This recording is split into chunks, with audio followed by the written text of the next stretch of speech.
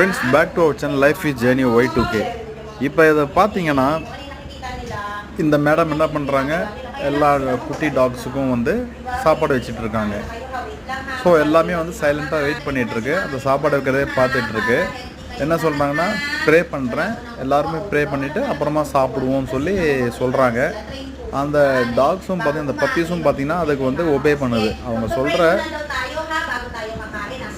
கட்டளையை கட்டுப்படுது.